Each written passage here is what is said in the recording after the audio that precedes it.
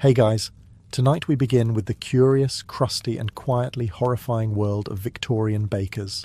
Men who rose before dawn, worked beside ovens hot enough to bake a small mammal, and unknowingly poisoned their neighbours one sourdough at a time. So before you get comfortable, take a moment to like the video and subscribe, but only if you genuinely enjoy what I do here. And let me know in the comments where you're tuning in from and what time it is. It's always fascinating to see who's joining us from around the world. It's 4 a.m. in Victorian London. The streets are quiet except for the occasional horse that forgot it's been dead for 2 days. The smog hasn't quite thickened yet, but give it time. You, however, are already awake. Not because you love mornings, not because you're a hustler or believe in early bird philosophy. No, you're a baker. And in this era, that means you rise before God does. You drag yourself out of a straw mattress so stiff it could legally be classified as furniture and punishment. There's no coffee, no alarm clock. Just your internal sense of dread and the sound of your neighbour coughing up a lung, possibly his third this week.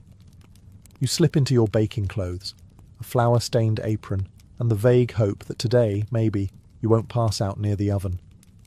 The bakery is less cosy pastry shop and more gas chamber with a chimney. It's tucked below street level, like a secret lair for someone whose superpower is gluten intolerance. You descend into this flowery pit of despair while muttering something that might be a prayer or just a wheeze. Lighting the oven requires skill, courage, and fingers you're willing to sacrifice. Victorian baking ovens weren't precisely calibrated gas ranges. They were brick furnaces powered by coal and regrets.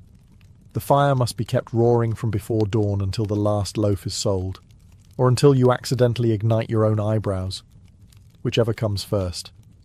Your hands are already cracking from the cold, but that's fine. You'll be sweating like a boiled ham within the hour. The soot starts settling in your lungs like an unwanted house guest. There's flour in your nose, your ears, your thoughts. You sneeze, and a small cloud puffs out. The apprentice laughs. You consider baking him. The worst part. You haven't even started baking yet. This is just the warm-up. The Victorian baker's day is a 16-hour dance with dehydration, fire hazards, and the slow realization that you're essentially the coal miner of the food world, except instead of a canary, you have a loaf of bread that might contain poison. But you soldier on. Because in this era, baking bread is noble. Deadly, sure, but noble. Step carefully. The bakery floor is a delightful mix of soot, grease, and things that may once have been alive. You've entered the oven dungeon, a subterranean space where dreams go to sweat to death. It's dim, it's damp, and it smells like scorched dough and quiet despair. Think of it as a Finnish sauna. If the sauna also had a rat problem and zero ventilation, the oven itself? Oh, it's a beast. A soot-belching, coal-chomping brick leviathan that dominates the room like a poorly maintained dragon. It doesn't purr, it roars, it creaks, it occasionally explodes, and you have to feed it, constantly. Like a toddler, if the toddler ran on fossil fuels and actively tried to melt your face off. The fire is started with coal and prayer, mostly prayer. There's no temperature dial, no safety switch.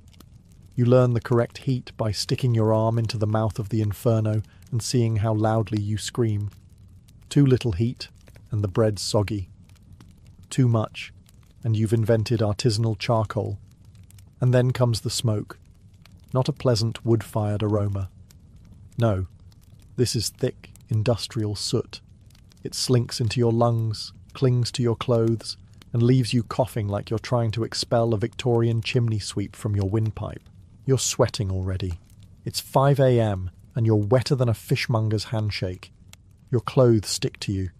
Your hair is plastered to your face, and there's still 14 hours to go. Some bakers tried wrapping wet rags around their necks for relief, a kind of pre-modern cooling device. Others just gave up and embraced the moist suffering. There are no windows, by the way. Why would there be? Natural light might lift morale, and we can't have that. The only illumination comes from the flickering oven glow and a single oil lamp with the brightness of a dying candle. And just when you think you've adjusted, The door swings open, and in comes the delivery boy, tracking in street dirt, a breeze of cold air, and the faint reminder that there's a world outside not made entirely of carbon particles. But you stay, because the bread must rise, even if you don't. Now it's time to actually make the bread. You know, the thing your entire job is named after. Easy, right? Flour, water, yeast, maybe a pinch of salt. That's all it takes. Except, welcome to Victorian England, where everything is either unaffordable, poisonous, or mysteriously glowing in the dark. Let's start with the flour. The good stuff is expensive, imported, clean, pure. So naturally you'll never see it. Instead, you're handed a sack of budget flour that has the consistency of sand and the moral integrity of a Victorian landlord. It's been bulked up with chalk, bone dust, and the powdered dreams of orphans, and you still have to sift it for bugs. But wait, we're just getting started. To whiten the flour and make it look fancy, bakers often added alum, a substance that sounds like it belongs in chemistry class and smells like betrayal. It makes the bread bright and fluffy, sure. It also wrecks your digestive tract and has the nutritional value of wallpaper. Still, the customers loved it. Probably because it was the only food that didn't come with visible rats. Then there's the salt, assuming you could afford salt. Otherwise, you guessed it, plaster of Paris. Yes, the stuff used to make sculptures, and possibly to reinforce the walls of your bakery so they don't collapse under the weight of their own shame. As for yeast?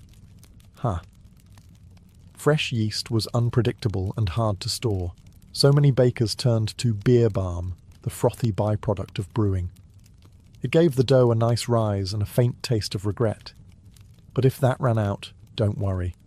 Someone always had a stale loaf you could boil down and use as a fermented starter. It's recycling, Victorian style. Oh, and water. That's assuming you had clean water, which you don't. What you do have is something that once flowed near a tannery, and now has the colour of weak tea and the aftertaste of cholera. So you mix it all up in a giant wooden trough that hasn't been washed since the reign of Henry VIII. A few stray hairs, maybe a fingernail. Just call it rustic. And voila, your dough is ready. Or cursed. Possibly both. Ah yes, alum. The Victorian baker's favourite not-so-secret ingredient. If the 1800s were Hogwarts, then alum would be the shady spell you found scribbled in the margins of an old mouldy cookbook. Whiteness maximus. Side effects may include organ failure. Let's get this out of the way. Alum wasn't added for flavour, nutrition, or culinary flair. It was added for appearances. Because in the age of grime, soot, and industrial sludge, people wanted bread that looked clean. And nothing says clean like powdery whiteness achieved through aluminum sulfate, a compound also used in tanning leather and pickling body parts. Charming. Bakers discovered that tossing in a pinch, or several fists of alum, made low-quality flour appear high-end. It fluffed the dough, gave it that pristine white crumb, and tricked the average customer into thinking they were eating something safe. And who could blame them? You're not buying artisanal sourdough from a bearded hipster in 1842. You're buying from a man whose apron may or may not contain blood from several species. Now, alum wasn't technically poison. That would be too simple. Instead, it was a slow-burn gastrointestinal nightmare. Frequent consumption caused stomach cramps, vomiting, and long-term damage to the kidneys and bowels. But since no one back then tracked symptoms unless they involved spontaneous decapitation, most people just blamed the usual suspects. Ghosts, bad humours, or the French. What's worse, alum was cheap. Dirt cheap. So the poorer you were, the more likely your bread came with a healthy dose of colon corrosion. Some bakers even mixed alum with pipe clay or ground bones to cut costs. It was less baking and more alchemy. If your goal was to create a pastry that fought back. Health inspectors? Oh, sweet summer child. This was Victorian England. The only regulation was, don't get caught. A few reformers tried to raise awareness about alum, publishing pamphlets with titles like Deadly Bread and the Working Man's Intestines, but most people kept eating whatever was available. because hunger has a way of dulling one's interest in chemistry. So you've survived the oven dungeon and the alum mystery sludge. Congratulations, you're still breathing. For now. But let's spice things up with a little arsenic, shall we? You know, that classic rat poison that Victorian England kept accidentally sprinkling into its food like it was cinnamon. In the grand game of what ingredient will kill me today, arsenic wasn't actually a baker's first choice. It just happened. Kind of like tripping into a grave.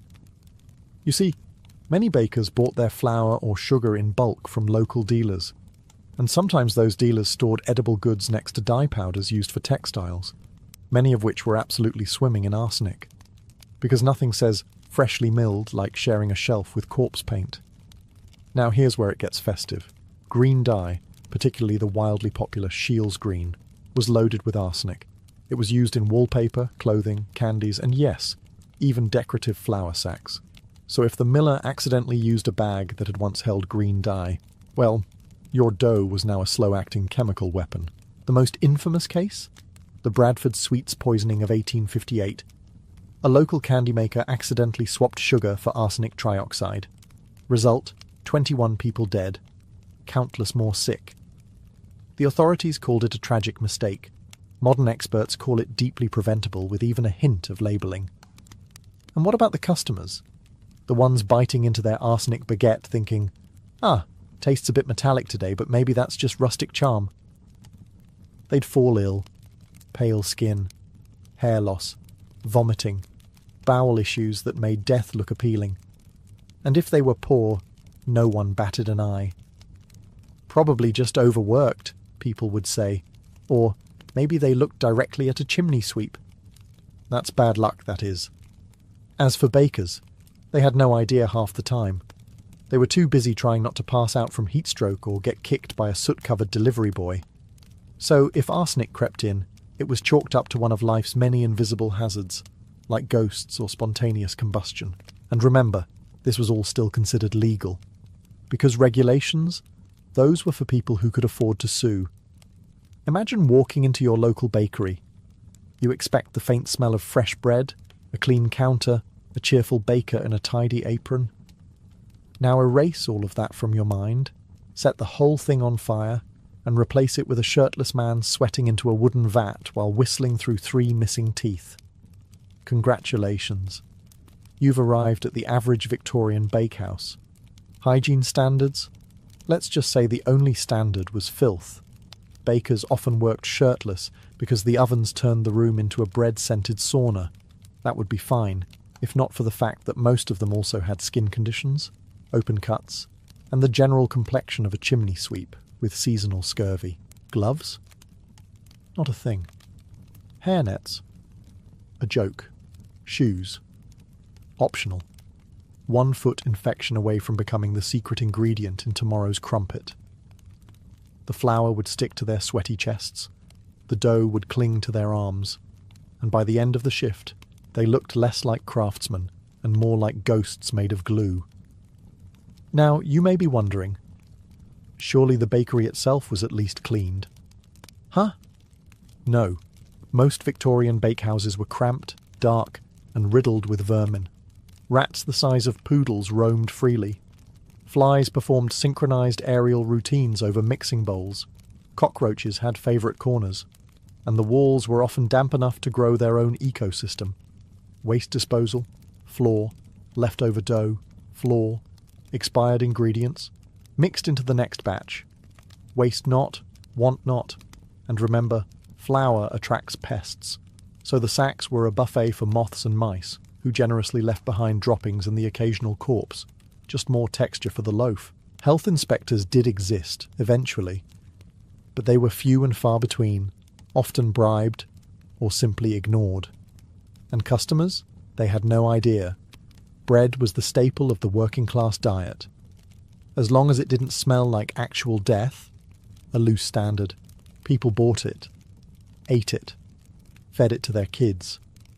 One report described a bakery where the mixing trough also served as a sleeping spot for the owner's dog. Another described rats falling into the dough and being baked in. These stories weren't outliers. They were Tuesday. And yet, Victorians kept eating the bread, because death by loaf was still better than death by starvation.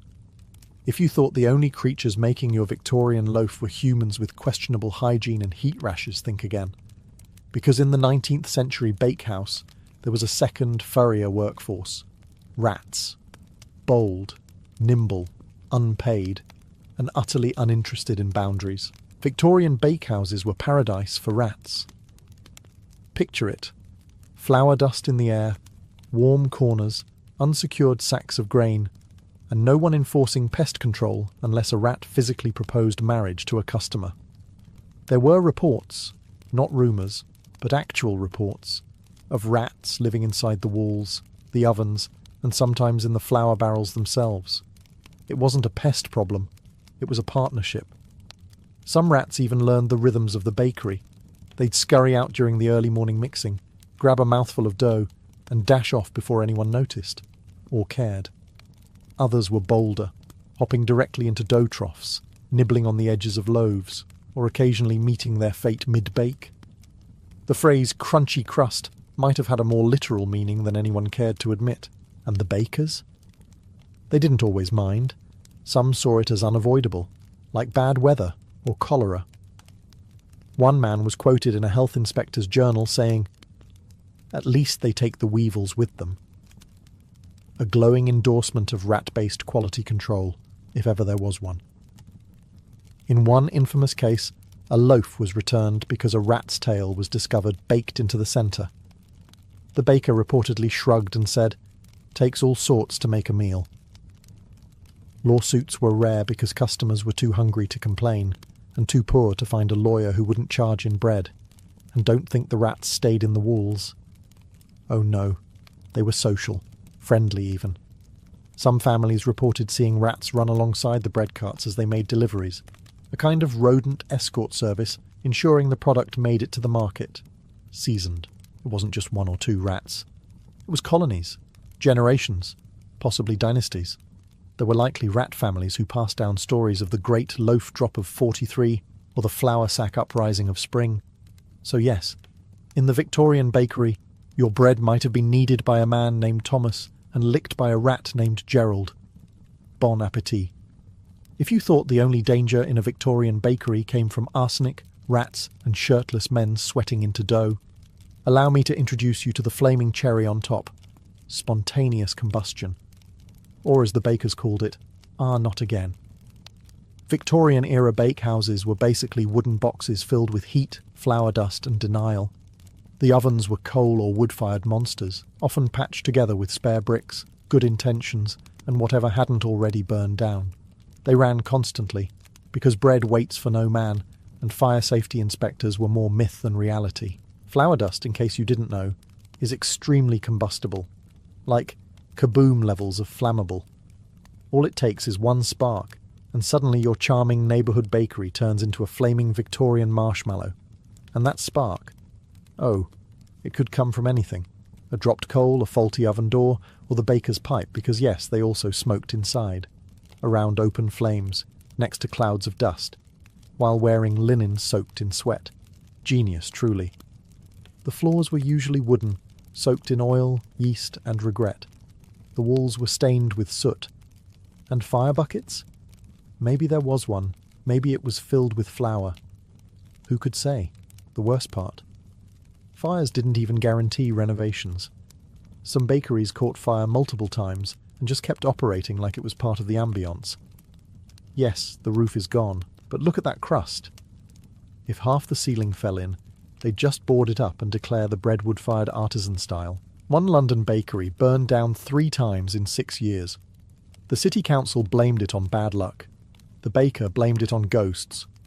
No one blamed the literal oven wedged up against a sack of coal and a hanging curtain. Insurance? Forget it. Most working-class bakers couldn't afford it. So when the place burned, they either rebuilt with donations or went into debt, which is hard to repay when your only source of income just went up in smoke. Sometimes quite literally while they were shaping the morning rolls. And yet, they persisted. Because in Victorian England, if your bakery wasn't a fire hazard, people assumed your bread tasted like sadness. If you were a child in Victorian England with dreams of becoming a baker, congratulations. You were likely about to embark on a magical journey known as indentured servitude, wrapped in flour and casual psychological trauma. Baker apprenticeships were pitched to families as golden opportunities. Learn a trade, earn a crust, maybe even open your own shop one day. The reality? You'd be shoved into a bakery at age 10, work 16-hour shifts for years, and leave with scoliosis, flour lung, and a deep resentment of yeast. The training system mostly consisted of doing every single miserable task the master baker didn't want to do. Sweeping floors? You. Stoking fires at 3 a.m? You. Hauling 80-pound sacks of flour up crooked stairs while being shouted at for bruising the grain? Definitely you. Mistakes were not treated as learning opportunities. They were treated as a personal insult to the master's honour. Flattened a loaf? That's a week of verbal lashings. Burned a batch? Sleep in the flour bin? Forgot to polish the oven door? Are you trying to ruin me, boy? Oh, and the living conditions? Many apprentices lived in the bakehouse, usually in a cramped loft above the ovens, next to sacks of barley and an elderly rat named Clarence. It was always hot, always noisy, and always smelled like yeast, smoke, and old socks. Nutrition was ironic. You'd think someone surrounded by bread would be well fed, but apprentices often survived on crusts and crumbs. Full loaves were for paying customers. One former apprentice wrote that his lunch was whatever the rats hadn't eaten yet. Inspiring. Physical punishment wasn't common, it was expected. A cuff on the head here, a boot to the backside there. If the master baker had a bad morning, you became the bread. No one intervened. Not your parents, not the law, and certainly not the guilds, who mostly existed to protect the baker's right to underpay you. And yet, many apprentices stuck with it. Because what else was there? Coal mines, chimney sweeping, dying in the street? In that context, getting screamed at by a man in a flour-covered waistcoat while kneading bread at 4 a.m. didn't seem so bad. Just don't ask about their emotional development. Step into a Victorian bakery and inhale deeply. Ah yes, flour dust, coal smoke, and the subtle bouquet of permanent lung damage. In the 19th century, the simple act of breathing while baking bread was a gamble, a wheezy, phlegmy game of respiratory roulette. You never quite knew what you'd get. Chronic bronchitis, flour lung, or just the delightful sensation of coughing up what felt like an entire baguette. At the heart of the issue was flour, not the quaint, artisanal, organic variety with nice branding, but raw, industrial, powdery chaos. Mixing flour wasn't done in neat sealed machines. No, it was done in open vats, by hand, in rooms where the air was literally opaque with dust. Every movement, stirring, sifting, sneezing, sent up clouds of fine particulate matter that settled in your lungs like unwanted tenants. Some bakers developed what was known as baker's lung, or more poetically, baker's asthma, an inflammatory reaction to constant flour exposure. Symptoms included wheezing, shortness of breath, and, in more dramatic cases, the sound of your lungs sounding like a badly tuned accordion. It was so common that some baking guilds considered coughing part of the uniform. But why stop at flour? Victorian bakers also contended with smoke from constantly burning ovens, usually coal-fired, that pumped out thick black fumes like a steampunk chimney on a bad day. Ventilation was considered optional, and if you cracked open a window, it was likely painted shut, or guarded by a rat union. And don't forget the mould. Stale bread and damp flour sacks created a fungal utopia. Breathing in spores was just another occupational hazard, like burnt eyebrows or mild hallucinations from alum consumption. Of course, no one wore masks. Masks were for criminals or actors in questionable theatre. Protection?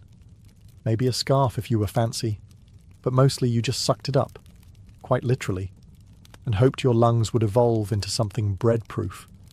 And when a baker finally keeled over from respiratory failure, the obituary often read something charming like, "Taken too soon, he rose daily like his loaves, until he did not.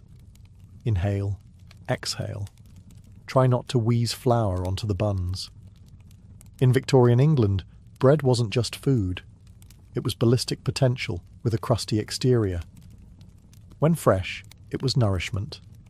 When stale, it became something between a bludgeon and a domestic security system. Let's start with the texture.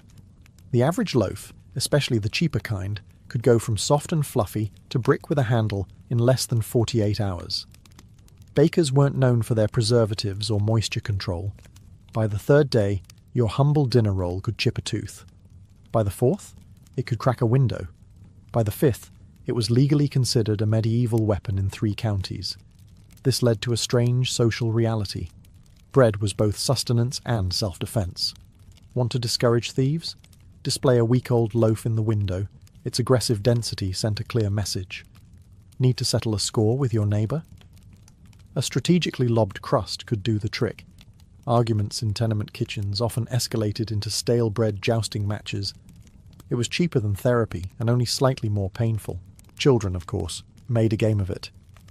Victorian street kids were already part feral, so when they discovered they could use yesterday's rolls like throwing stones, things got theatrical. Market brawls often ended with someone yelling, "Who threw the crumpet?" while rubbing a suspicious lump on their forehead. The army took notice too. While no one officially armed the Queen's soldiers with baguettes, military rations included hardtack, a form of bread so dry and dense it doubled as a tent peg. Soldiers would carve it into dice, file it into makeshift tools, and occasionally chuck it at each other out of boredom or frustration. One officer allegedly broke a window trying to bite his biscuit. The biscuit won, and then there were the bread riots.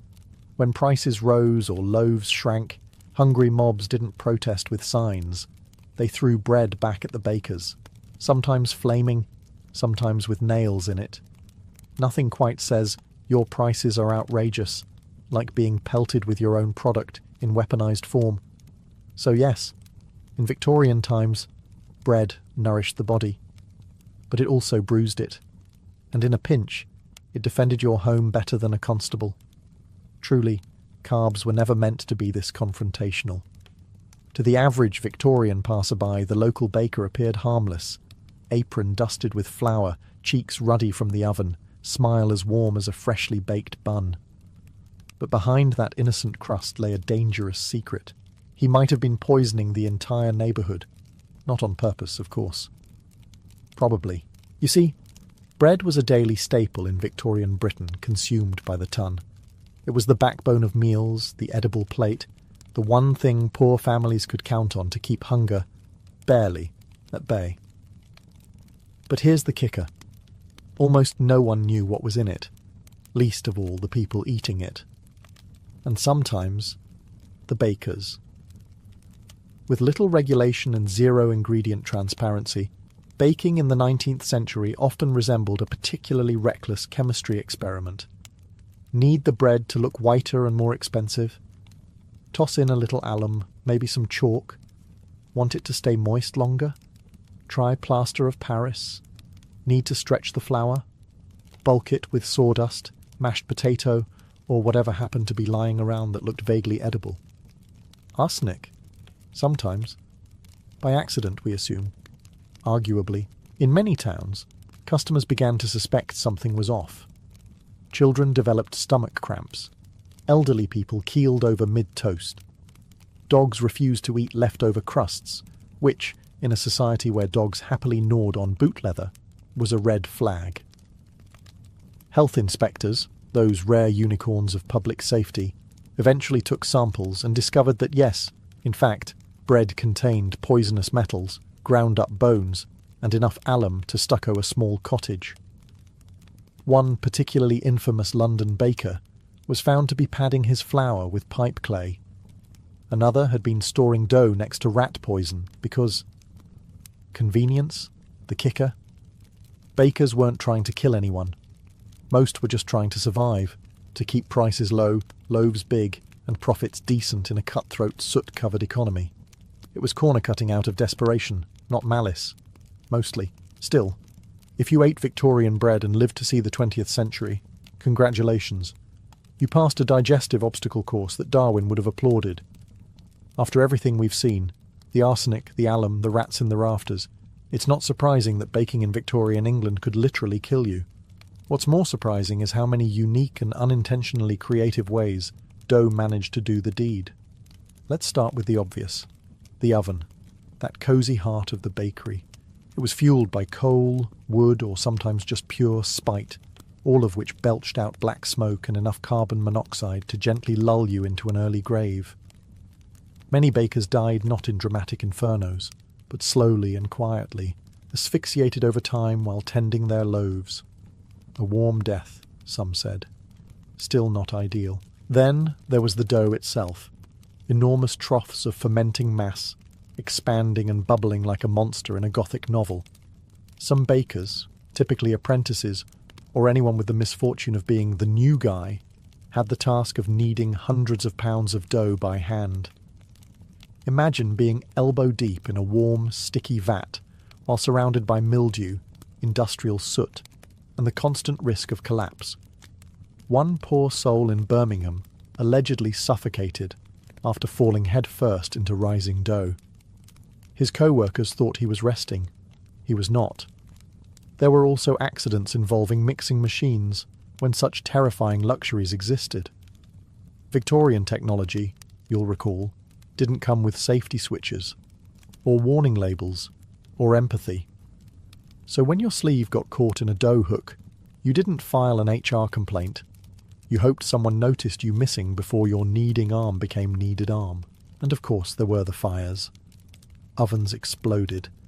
Flour dust ignited. Entire bakeries went up in flames because some clerk sneezed near a gas lamp.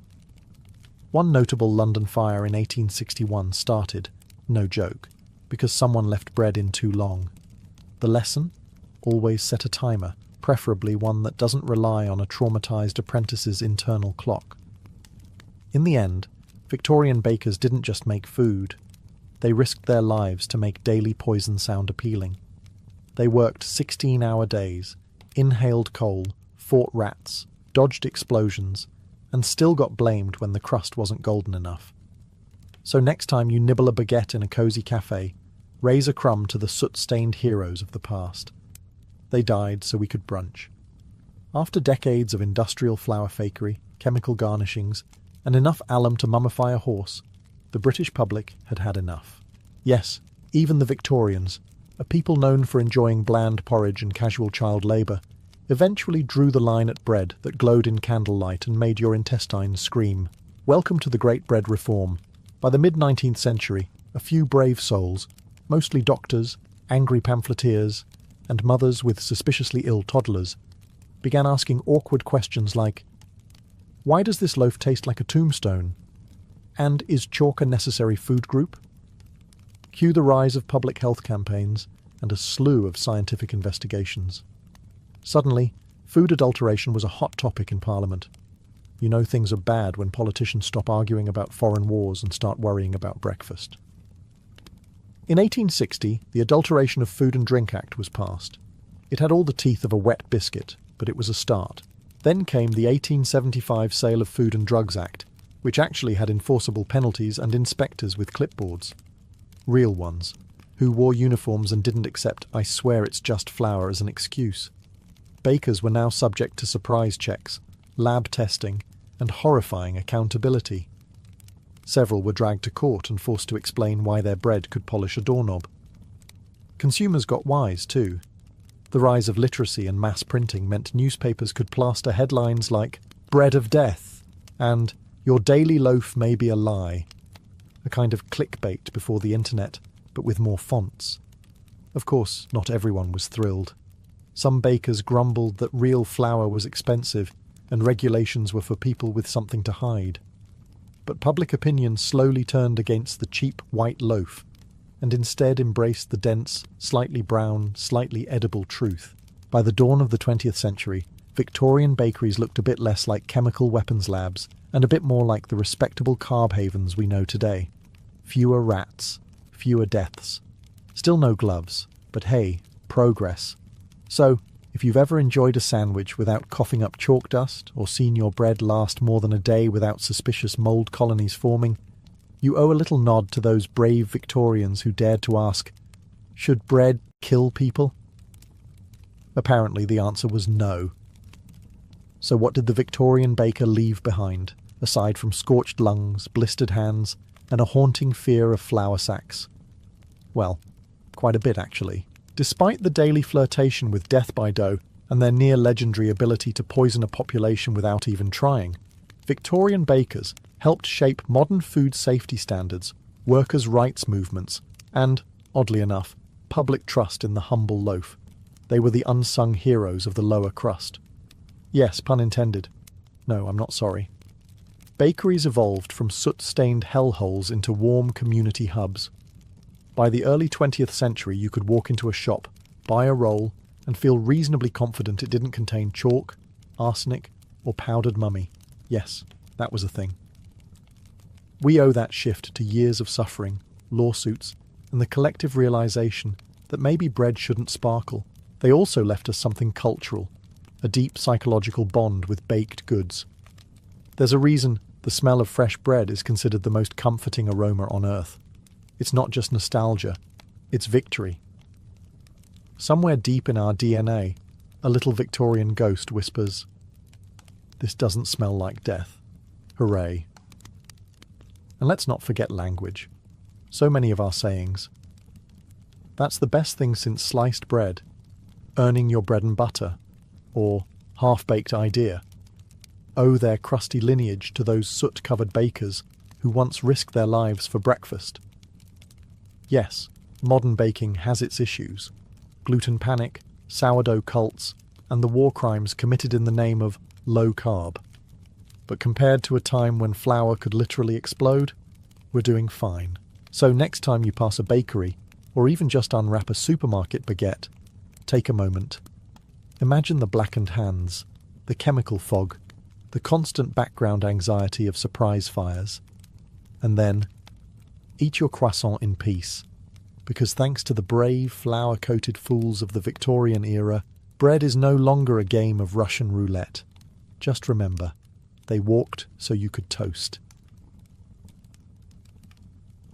Gaius Julius Caesar was born in 100 BCE into one of Rome's oldest patrician families, the Julii, who claimed descent from Venus herself through the hero Aeneas. On paper, that lineage sounded divine, almost untouchable. In reality, however, the Julii were no longer a family of great power or wealth. Rome at the time was a city where alliances, money, and military clout determined influence, and the Julii had fallen behind. Young Caesar came into a world where the Republic was unstable, corruption was rampant, and ambitious generals clawed their way to supremacy. His very childhood was set against a backdrop of violence and uncertainty.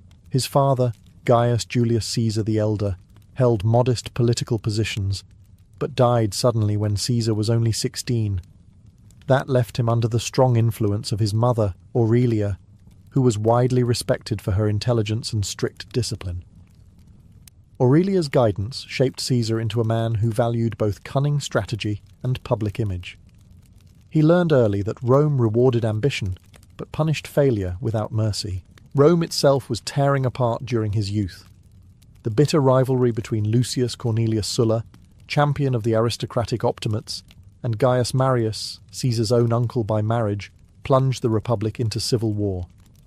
Caesar's family ties to Marius instantly made him a political target. When Sulla eventually triumphed, he demanded Caesar divorce his wife Cornelia, the daughter of Cinna, an ally of Marius. Caesar refused.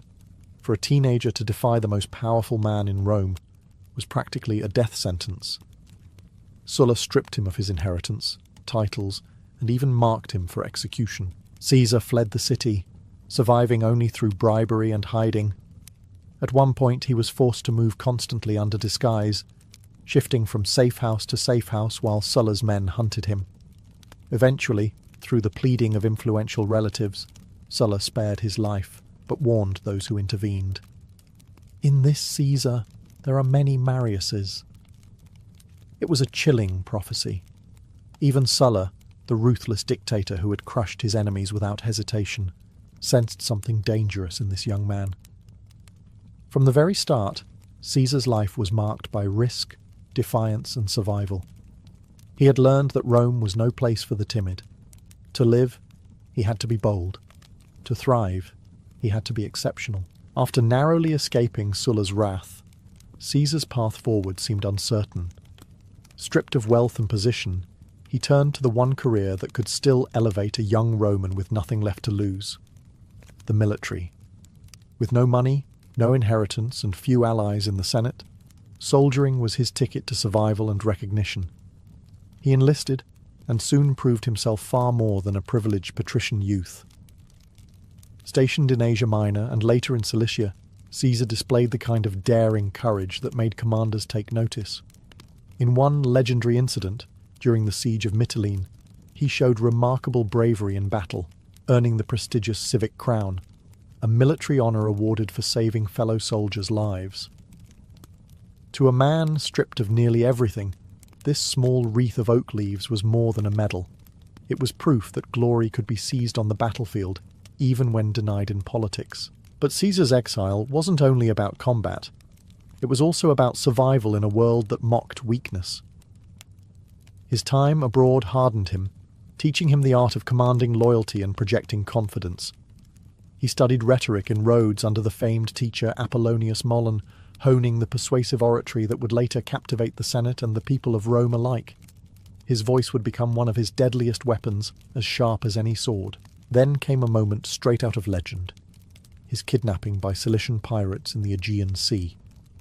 Most men would have begged for mercy, or quietly prayed for ransom. Caesar, however, laughed at his captors. He told them they demanded too small a ransom for a man of his importance, and insisted they raise the price. During his captivity, he treated the pirates not as masters, but as underlings, reciting poetry to them, ordering them to be quiet when he wanted to sleep, and promising that once free, he would return to crucify them. They thought he was joking. He wasn't. After his ransom was paid and his freedom secured, Caesar raised a small fleet, hunted the pirates down, and captured them. True to his word, he had them crucified, though, displaying that peculiar blend of cruelty and mercy that would define him, he first ordered their throats cut to spare them prolonged suffering. This episode crystallized Caesar's character: audacious, ruthless when crossed, and utterly unwilling to be diminished. He was no longer just a young noble running from Sulla's vengeance. He was a man learning how to bend fate to his will. When Caesar returned to Rome in the late 70s BCE, the dictatorship of Sulla had ended, but the city was still fractured by rival factions. It was the perfect environment for a bold young man with charisma, ambition, and a gift for oratory to make his mark. Caesar quickly discovered that politics, like war, was a battlefield. Only here the weapons were alliances, speeches, and bribes. He began with modest offices in the cursus honorum, Rome's traditional sequence of public service. As a military tribune and later a quaestor, he built a reputation for diligence and charm, winning the loyalty of both soldiers and ordinary citizens. Unlike many of his aristocratic peers, Caesar cultivated an image of accessibility. He dressed elegantly but not extravagantly, spoke to the common people with respect, and made it clear that he was on their side against the entrenched elites. It was the first glimpse of his populist genius, the ability to cast himself as the champion of Rome's forgotten masses, while never forgetting his own pursuit of power. Money, however, was always a problem. Campaigning in Rome was ruinously expensive, and Caesar spent far more than he had. He borrowed enormous sums from wealthy patrons like Marcus Licinius Crassus, the richest man in Rome, who saw potential in backing an ambitious politician with the energy to challenge their rivals. In return, Caesar offered loyalty and influence, though he never allowed himself to become anyone's mere client. His career advanced quickly. As aedile, he staged extravagant public games and festivals, filling the city with spectacles that won him immense popularity. Gladiatorial shows, parades, and lavish entertainments thrilled the crowds, even as they sank him deeper into debt. But to Caesar, debt was not a burden. It was an investment in power. He knew that the people's love was worth more than gold, and once he held real authority, creditors would think twice before demanding repayment. Yet Caesar also revealed his cunning in aligning himself with symbols of reform. He honoured the memory of his uncle Marius, once declared an enemy of the state, by restoring statues that Sulla had destroyed. This act was dangerous. It outraged conservative senators, but it electrified the public and signalled that Caesar was unafraid to challenge the old guard. By his 30s, Caesar was no longer a man scrambling for survival. He had carved a niche as Rome's rising star, charming, daring, adored by the people, and increasingly feared by the Senate. The stage was set for him to leap from local politics to the global theatre of empire. By the 50s BCE, Caesar had manoeuvred himself into one of the most powerful positions in Rome. Through a political alliance with Crassus, the moneylender, and Pompey, the celebrated general, he formed what later historians called the First Triumvirate. It wasn't an official office, but it was a pact that gave Caesar the backing he needed to secure the consulship in 59 BCE. His term as consul was marked by controversy, but it achieved its purpose. He won command of several legions and governorship over Gaul. This would become the crucible where Caesar transformed from an ambitious politician into a living legend. At the time, Gaul was not the peaceful France of today, but a vast, fragmented land of tribal confederations, restless warriors, and endless opportunities for glory. For nearly a decade, Caesar waged campaigns across the region, writing dispatches that painted himself as both the protector of Rome and the genius of strategy. His commentaries on the Gallic War were not just military reports. They were propaganda, carefully crafted to make him the hero of every story. He subdued tribe after tribe, defeating powerful leaders like Ariovistus of the Germans, and later the united Gallic resistance under Vercingetorix. The siege of Alesia in 52 BCE remains one of history's most astonishing feats of military engineering. Caesar's army built dual lines of fortifications, one facing inward to trap the Gauls, and another facing outward to defend against reinforcements. Surrounded and starving, Vercingetorix surrendered, cementing Caesar's reputation as a conqueror. But these victories were not just about military glory. They brought Caesar immense wealth from plunder, slaves, and tribute. They also gave him something even more valuable, an army that was fiercely loyal to him personally rather than to the Roman state. His soldiers adored him for his generosity, his willingness to share their hardships, and his knack for turning battles into unforgettable stories of valour. Back in Rome, however, Caesar's growing power alarmed the Senate. The Optimates whispered that he was becoming too dangerous, too popular, too rich. Even Pompey, once his ally, began to view him with suspicion. Yet Caesar pressed on, aware that the Republic was changing and that his destiny would not be confined to the provinces. By the end of the Gallic Wars, Caesar stood as the most celebrated general in Rome, hailed as a saviour by his troops and as a threat by his enemies. The conquest of Gaul had made him not just powerful, it had made him inevitable. By 50 BCE, Julius Caesar stood at a crossroads. His conquests in Gaul had made him unimaginably wealthy and adored by his legions. But back in Rome, his enemies were sharpening their knives. The Senate, increasingly influenced by Pompey, now Caesar's rival, demanded he disband his army and return as a private citizen. To obey meant humiliation and prosecution for corruption and abuses of power during his consulship. To resist meant civil war. For months, Caesar hesitated, weighing the dangers. He knew what awaited him if he returned without his legions. Exile at best, execution at worst. His enemies wanted not just to end his career, but to destroy him completely. To surrender would erase everything he had built. His pride and his survival would not allow it. In January of 49 BCE, the Senate issued an ultimatum. Caesar had a choice: obey or be declared an enemy of the Republic. He was stationed in Ravenna with only a single legion nearby when he made his decision. On a cold night, Caesar led his men south toward the small river that marked the boundary of his province, the Rubicon. According to legend, as he reached the riverbank, he paused. Crossing with his troops was a direct act of treason, a point of no return. Then, uttering the immortal words, "Alea iacta est," the die is cast, he crossed with his army. In that moment, Caesar set Rome ablaze with civil war. The reaction was immediate. Panic seized the capital. Senators fled, Pompey retreated to the east, and Caesar marched triumphantly into Italy, almost unopposed. His speed and decisiveness stunned his enemies. While Pompey gathered forces in Greece, Caesar secured Rome, the treasury, and the loyalty of the people. He presented himself not as a tyrant, but as a saviour who had been pushed into action by his enemies' treachery. Yet make no mistake, Caesar had gambled everything. A single defeat could strip him of power and life alike. But his genius lay not only in strategy, but in narrative.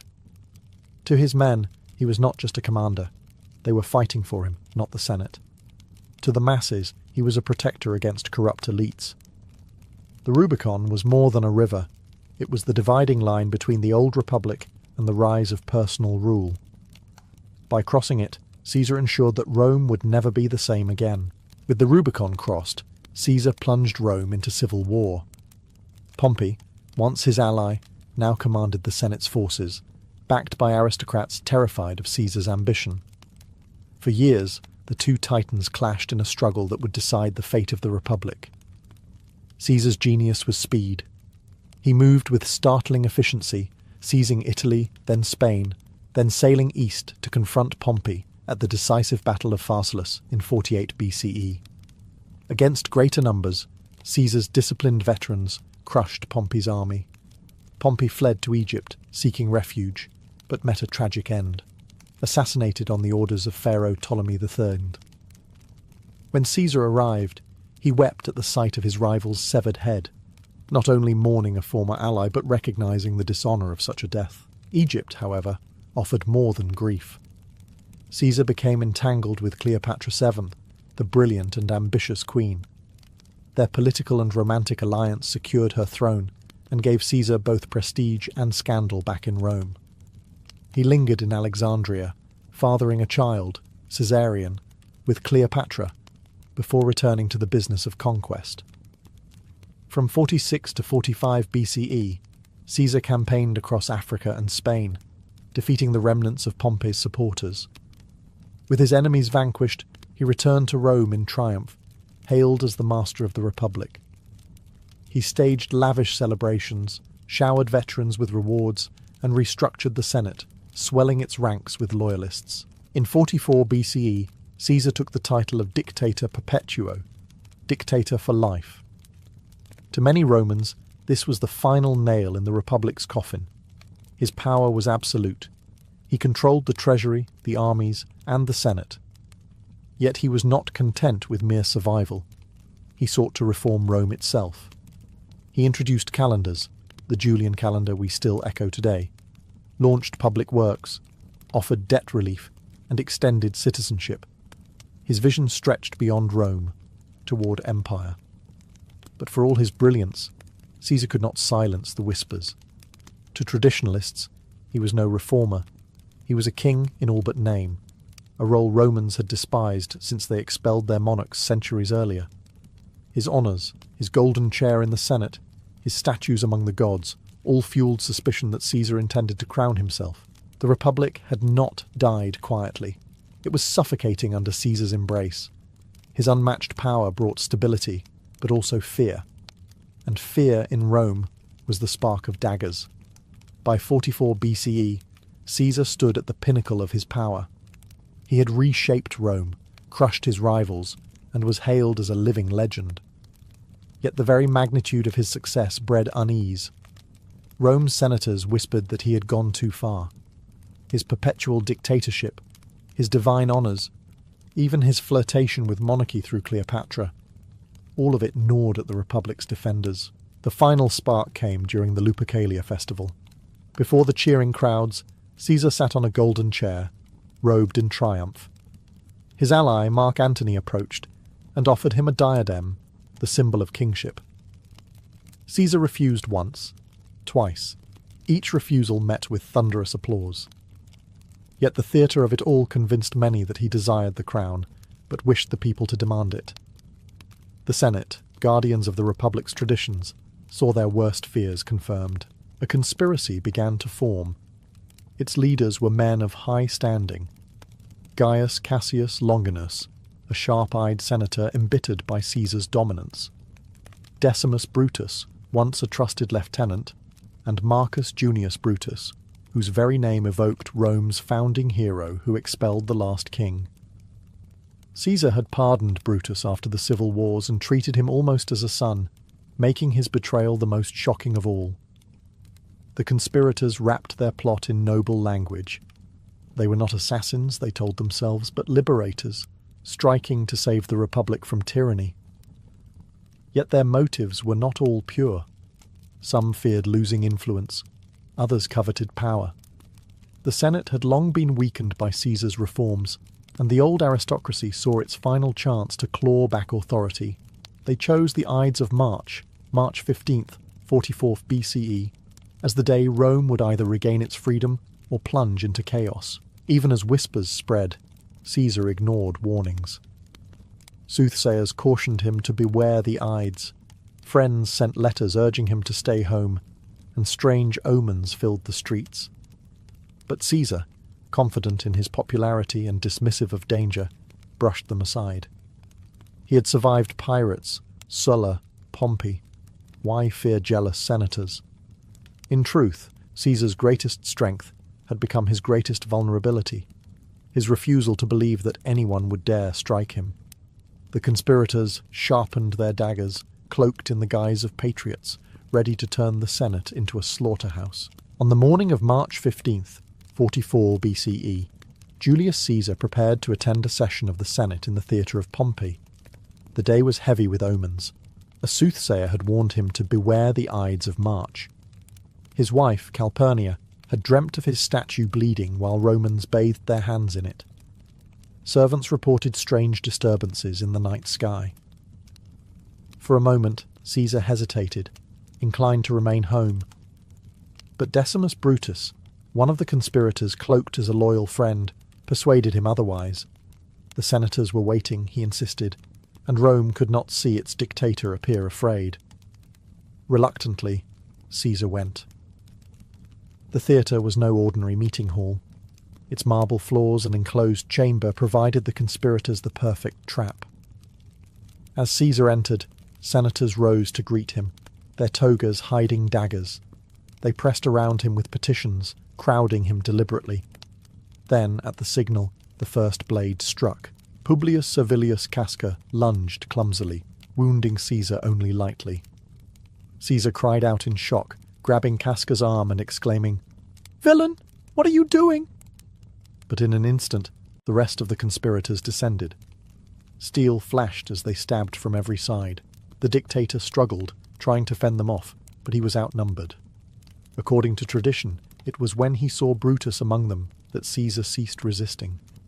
The sight of the man he trusted most, perhaps even loved like a son, was the final betrayal.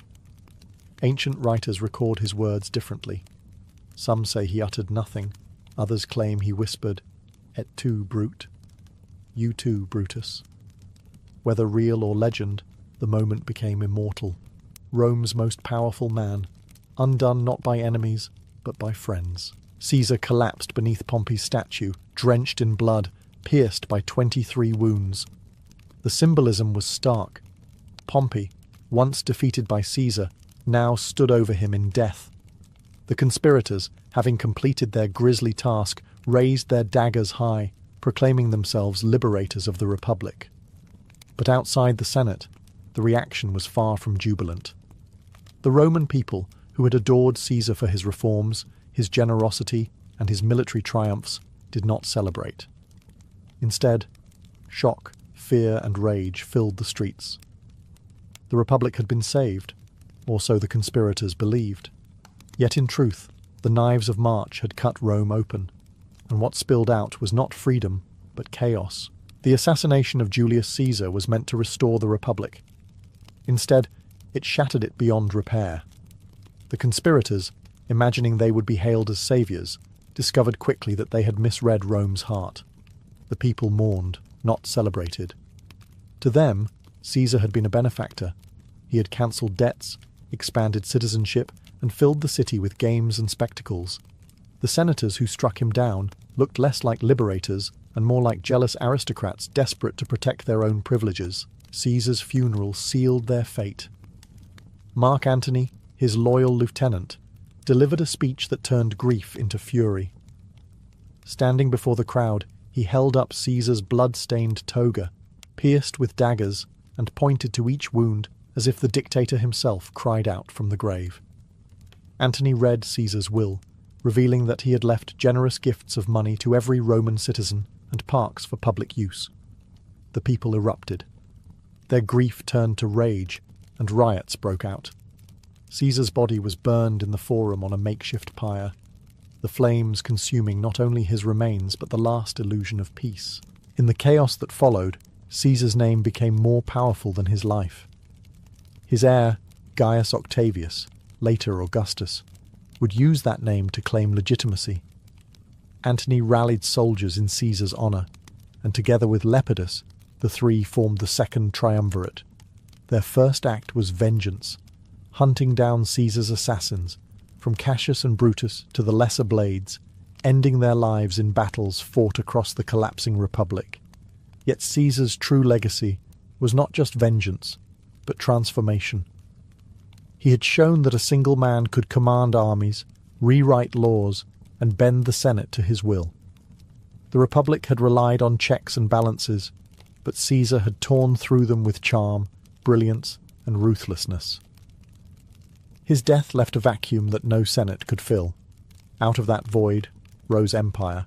In time, Octavian would style himself Augustus, Rome's first emperor, claiming to fulfill Caesar's vision. Statues of Caesar stood as those of a god, his name carried like a banner by generations of rulers. Even centuries later, Caesar became a title for emperors and kings, Kaiser, Tsar, echoing across history. The man who once crossed the Rubicon had crossed into legend. His life was ambition unchained, his death betrayal embodied, and his legacy the birth of an empire that would dominate the world for centuries. The story of the Olympic Games begins not with crowds or stadiums, but with a sanctuary. Nestled in the lush valley of Olympia in the Peloponnesus, this sacred site was more than a place for sport.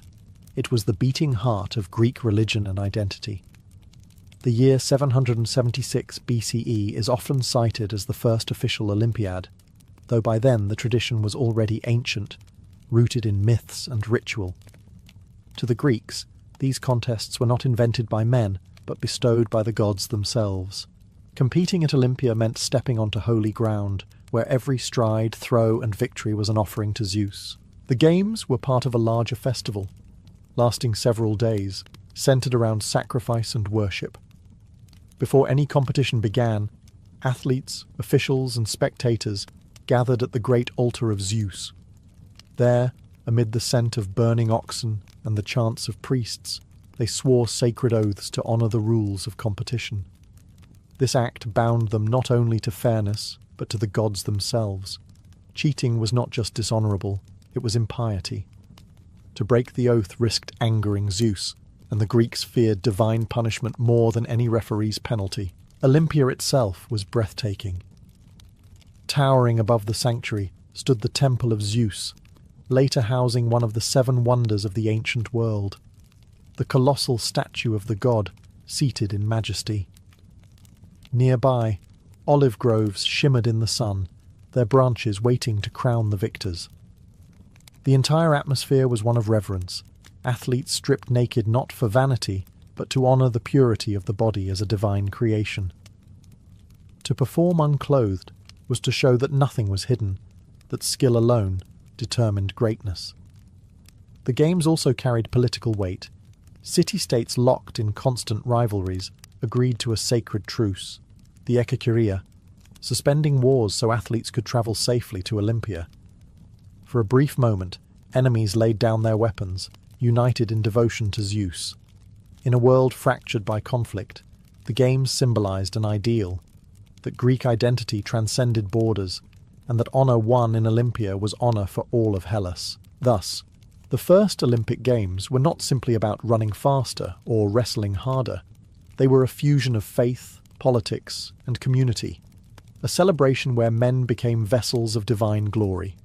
To win at Olympia was to achieve immortality, not just in the annals of sport, but in the eyes of the gods themselves. Long before the starting line, the Olympic Games began with a journey. Athletes and spectators alike poured into Olympia from every corner of the Greek world: Sparta, Athens, Corinth, and even distant colonies along the Mediterranean. The sacred truce, the Ekakeria, guaranteed safe passage. For a few precious weeks, roads that normally echoed with the tramp of soldiers' boots now carried processions of pilgrims, athletes, and merchants. The trek was arduous. Competitors walked or rode for days under the blazing summer sun, training along the way, eating simple meals of cheese, figs, and barley bread to keep their bodies lean and strong. As they neared Olympia, the roads grew more crowded, buzzing with anticipation. Merchants hawked wares, storytellers recited epic poetry, and farmers brought carts laden with wine, olives, and roasted meats to feed the swelling crowds. The moment of arrival was unlike anything else in the Greek world. Olympia was no bustling city, but a sacred sanctuary tucked among groves and hills. As athletes stepped into the Altais, the sacred precinct, they were awed by the sheer majesty of the place. Temples dedicated to Zeus and Hera loomed over the grounds, and statues of past victors stood proudly, each a reminder that glory here was eternal. Every competitor who entered felt the weight of history pressing on their shoulders. Before they could compete, athletes were required to prove their worth. They gathered in front of the statue of Zeus Horkios, the guardian of oaths, and swore solemnly to follow the rules of the games. This ritual was not symbolic, it was binding. False claims of eligibility, cowardice in competition, or attempts at bribery could lead to disgrace, heavy fines, and eternal shame inscribed on stone tablets. For the Greeks, this was more than sport. It was honour before the gods. The athletes then lodged in simple quarters, training and preparing in the days leading up to the events. They practiced in the palaestra and gymnasium, sharpening their bodies into weapons of speed, strength, and endurance. Rivalries simmered quietly as men sized up their opponents. Every athlete knew that victory at Olympia would bring not only fame for themselves, but glory for their city-state. The arrival at Olympia was therefore both a pilgrimage and a test. The games demanded more than physical prowess. They demanded devotion, discipline, and the courage to face not just competitors, but the gaze of Zeus himself. One of the first shocks a visitor to Olympia might have experienced was the sight of athletes competing entirely naked. To modern eyes it might seem scandalous, but in ancient Greece, nudity in sport was not indecent, it was sacred. The unclothed male body represented beauty, strength, and divine harmony. To the Greeks, the human form at its peak was a reflection of the gods themselves. The origins of this tradition are wrapped in legend. Some claimed it began when a runner, attempting to win, shed his loincloth and found freedom of movement. Others told stories of athletes whose garments slipped off mid-race, prompting officials to ban clothing altogether. Regardless of how it began, by the time of the first recorded Olympics, nudity was already the standard, a practice embraced with pride. Competing without clothing was a declaration. Nothing concealed weakness, nothing shielded dishonour. Every muscle, every scar, every ounce of discipline was on display for fellow Greeks, and more importantly, for Zeus.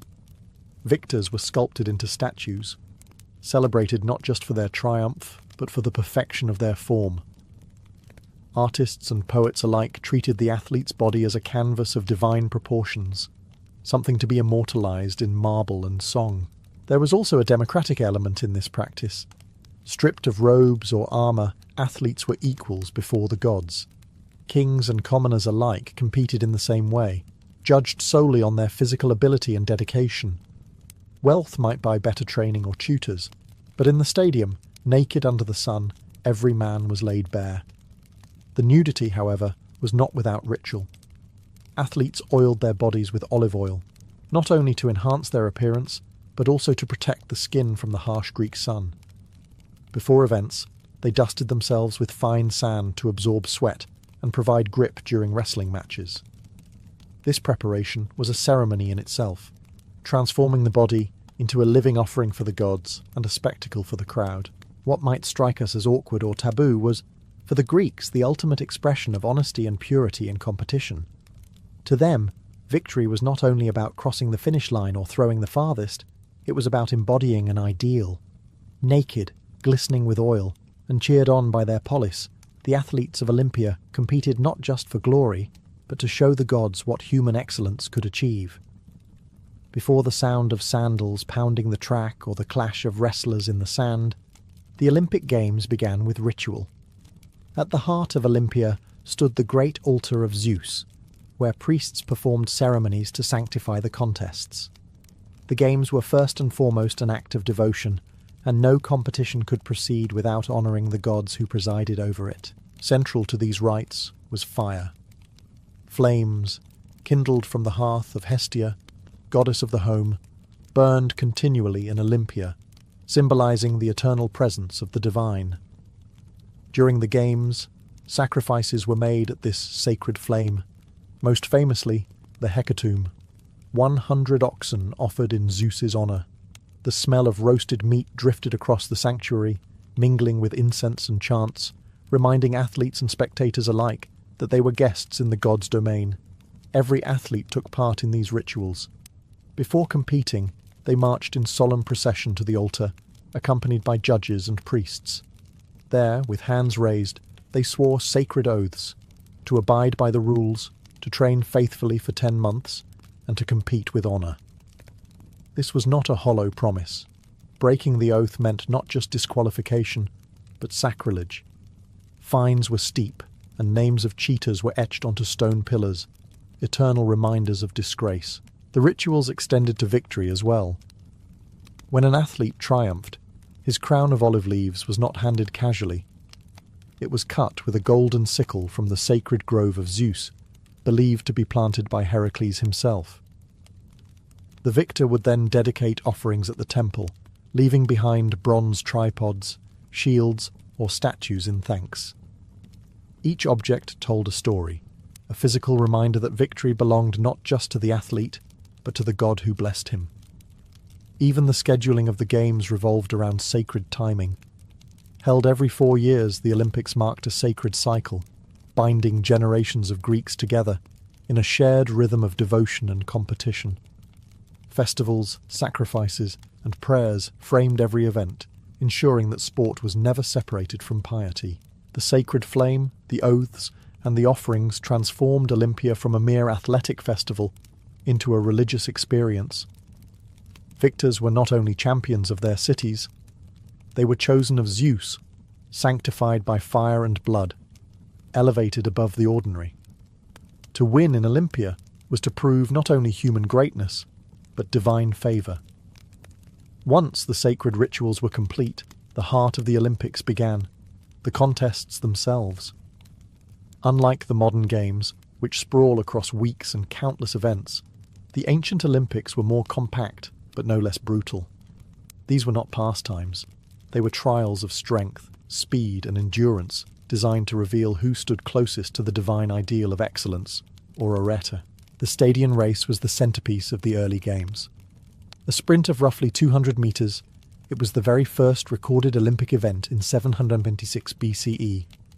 Athletes crouched at the starting line carved into stone, their feet braced, their bodies tense.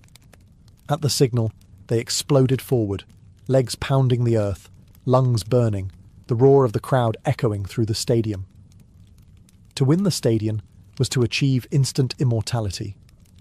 The victor's name became the official marker of that Olympiad, recorded for all of Greece to remember. As the games expanded, new events were added. The Dialos was a double stadium sprint, demanding not just speed, but endurance. The Dolichos, a long-distance run of nearly 3 miles, tested the patience and willpower of athletes under the sweltering summer sun. Running was the purest contest, a race against time, the body, and the gods. But the Greeks were not content with sprints alone. They loved combat. Wrestling was a favourite, a contest fought not with weapons but with sheer strength, balance and cunning holds. Matches were held in the sand, bodies slick with oil and dust, as men grappled until one was thrown 3 times. Boxing, by contrast, was far more savage. Fighters bound their fists with leather thongs, turning hands into blunt weapons. There were no weight classes, no time limits, and no mercy. Matches often ended in blood, bruises, or worse. Then came the pancration, the ultimate test.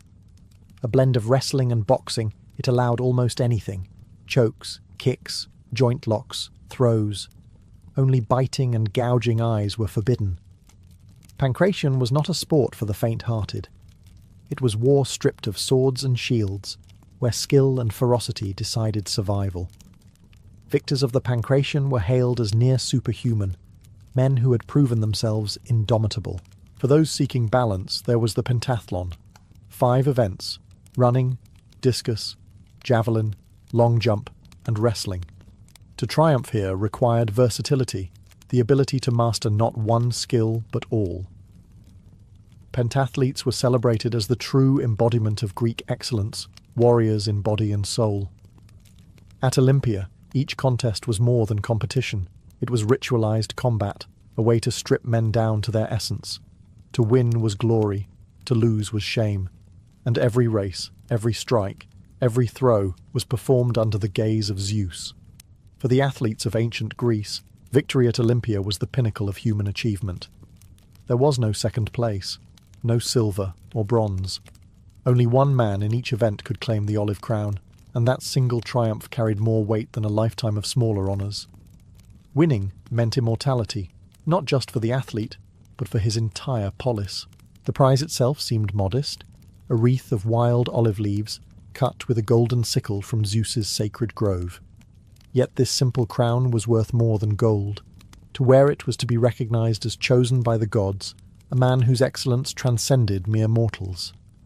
Victors were paraded through Olympia, cheered by crowds, and had their names etched into the record of Olympiads. From that moment, history belonged to them. The return home was equally spectacular. Cities celebrated their champions with lavish banquets, public processions, and monuments. Some victors rode chariots through city gates torn down in their honour, symbolising that such glory needed no defence. Sculptors carved their likeness in bronze or marble. Poets composed odes to their victories, and bards sang their names for generations. An Olympic champion was not just admired, he was immortalised, but the rewards extended beyond fame. Victors received lifelong privileges, free meals at public expense, front row seats at festivals, and exemption from taxes or civic duties. Families basked in reflected honour, while the athlete's city-state boasted of its superiority through his strength. In a world of rival polis, a single Olympic crown could elevate a city's prestige above its enemies. Yet glory also carried responsibility.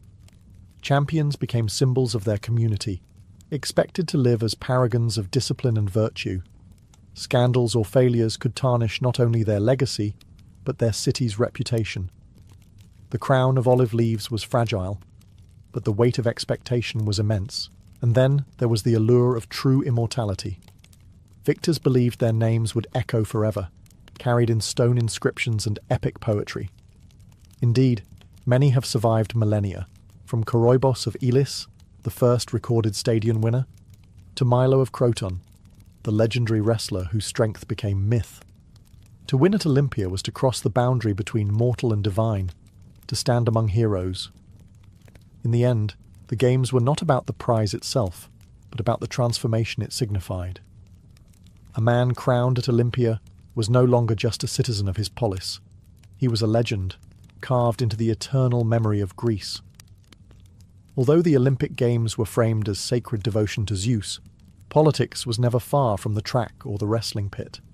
Every athlete represented not just himself, but his polis, his city-state, and victories were seen as proof of a city's superiority. Olympia became a stage where political rivalries played out, sometimes more fiercely than on the battlefield. When a Spartan won, it was Sparta's discipline and martial training that triumphed. When an Athenian took the crown, it was Athens' culture and prestige that shone. City-states used victories as propaganda, celebrating them in monuments, poetry, and public festivals. The games thus doubled as a soft form of warfare, a bloodless contest that allowed cities to assert dominance without swords or spears. Yet beneath this veneer of unity, tensions simmered. The sacred truce of the Ekaikaria forbade armies from marching during the games, but it did not erase animosities. Some police schemed to bribe athletes or corrupt judges, and when such scandals were uncovered, they exposed the fragile balance between devotion and ambition. To shame a city for cheating at Olympia was nearly as damaging as losing a war. At times, politics invaded the games openly. In 420 BCE, Elis, the city that controlled Olympia, barred Spartans from competing because they had violated the sacred truce by marching troops. The decision enraged Sparta, whose athletes were among the most dominant in the games. This ban revealed how the sanctuary of Zeus was not immune to the power struggles of Greece. Even the monuments of Olympia bore political messages. Victors dedicated statues to their gods, but some cities commissioned entire treasuries to display their wealth and remind rivals of their might. Walking through Olympia was not just a stroll among temples and arenas. It was a tour of political bragging rights. Every column, every offering, every victory inscription told the story of a city asserting its place in the Greek world. Still, the games also fostered alliances. Rival polis might meet on the track instead of the battlefield, and shared admiration for athletic excellence could soften enmities. Olympia provided a rare stage where the fractured Greek world could imagine unity, however temporary. In truth, the Olympics mirrored Greece itself, proud, divided, ambitious, yet bound together by a shared devotion to gods and glory. Politics might lurk beneath the olive wreath, but it never diminished the spectacle. It only made the stakes higher. For all its sacred fire and lofty ideals, the Olympic Games were not immune to human flaws. Beneath the glory of the victors lay tales of scandal, corruption, and even brutality that reveal a darker side of Olympia's history. Cheating was one of the gravest offences. Athletes desperate for victory sometimes attempted to bribe opponents or officials. When caught, their punishment was severe. Heavy fines used to fund bronze statues of Zeus, known as Zanes, which were placed at the entrance to the stadium. Each carried inscriptions naming the guilty, a public shaming that ensured no one forgot their disgrace. Walking past these statues, future athletes were reminded that the gods demanded fair play and that dishonour was eternal. Some scandals came from cities rather than individuals. Wealthier poleis sometimes attempted to influence outcomes by providing lavish gifts to athletes or manipulating judges. These acts exposed the tension between the game's sacred devotion and the political rivalries simmering beneath. Even in Olympia, the line between piety and ambition was thin. Then there were the darker stories of the competitions themselves. Boxing and pancration were brutal, often leaving men bloodied, broken, or even dead. Death in the arena was not uncommon, and while the crowd might gasp in awe at the ferocity, it underscored that the pursuit of glory came at a terrible cost. Legends tell of athletes like Arachion, a pancration champion who died in the very moment of victory. His opponent, locked in his deadly grip, signalled submission, even as Arachion took his last breath. Crowned posthumously, his story became both a caution and an inspiration. Ultimate victory could demand ultimate sacrifice. There were also myths that cast a shadow over the games. Some whispered that athletes invoked the gods not only with prayers, but with charms and curses, hoping to cripple rivals. Others claimed that certain victors, too proud in their triumph, drew divine punishment.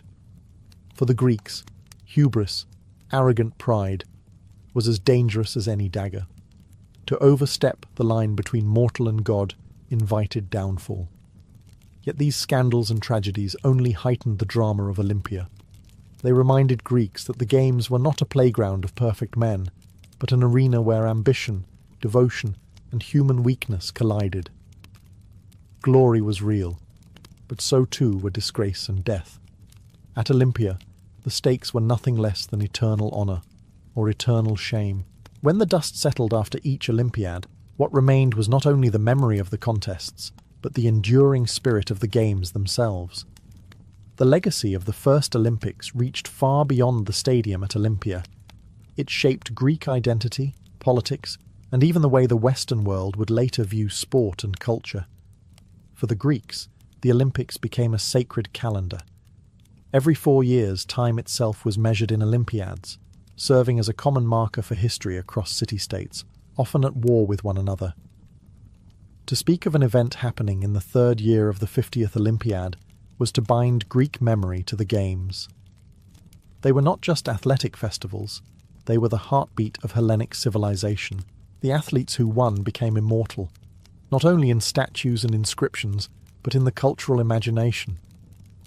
Poets like Pindar crafted elaborate victory odes, linking champions to heroes of myth and placing their names alongside Achilles or Heracles.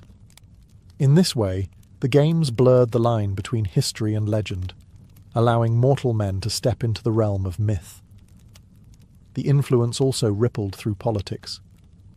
Victories were celebrated as proof of a city's strength, while the sacred truce offered fleeting glimpses of unity in a fractured world.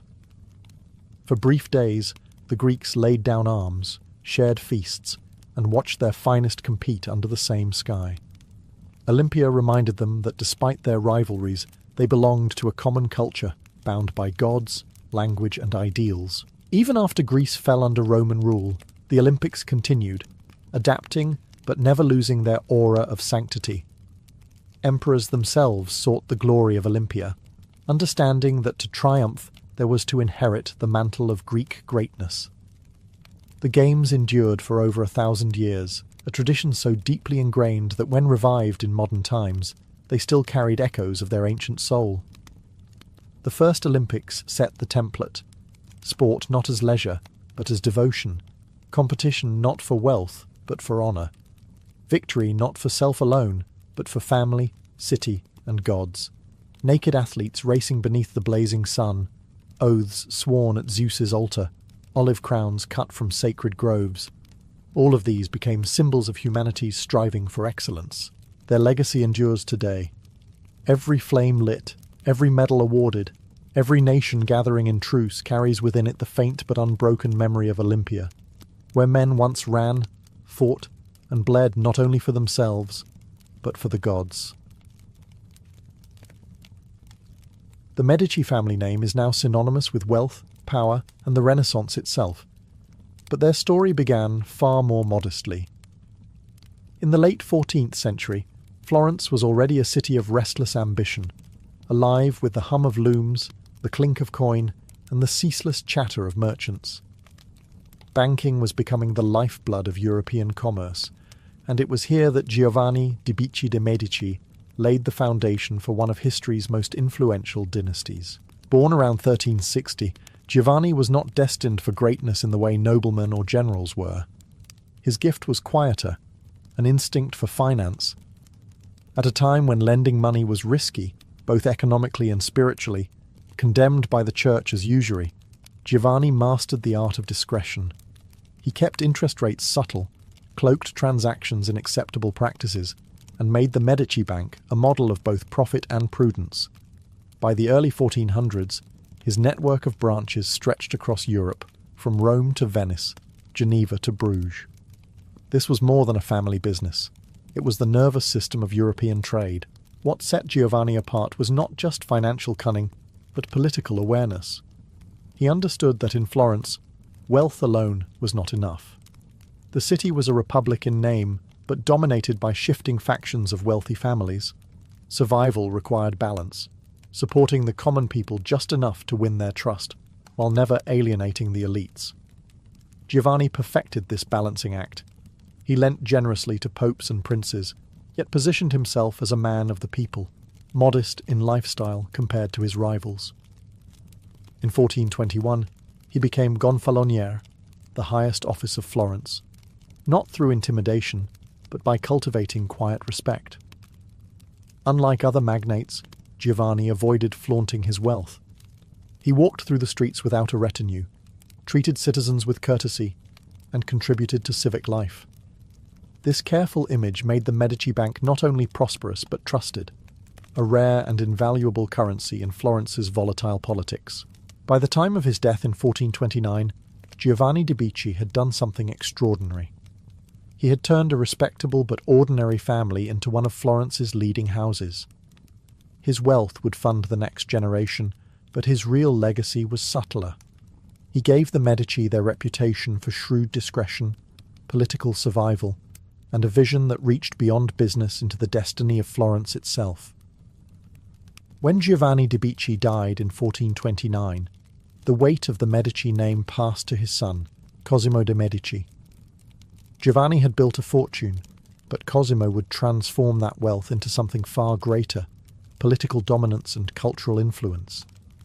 In a city like Florence, jealous of its republican ideals yet constantly pulled by rival families, Cosimo learned that brute force could topple you, but subtlety could keep you in power for generations. Cosimo inherited not just the Medici Bank, but also his father's philosophy: stay useful, stay modest, and never flaunt power too openly.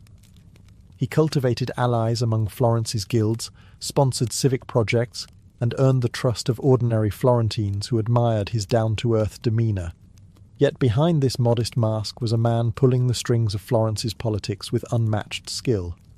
The Medici family, long-time rivals, accused him of seeking tyranny. In 1433, they briefly succeeded in exiling Cosimo, thinking Florence would thrive without him. Instead, the city's economy faltered. Loans dried up, confidence collapsed, and the people quickly realized how essential the Medici were. Within a year, Cosimo was triumphantly recalled. His return was not simply the restoration of a banker, it was the quiet birth of Medici dominance. From then on, Cosimo earned the title Pater Patriae, Father of the Fatherland.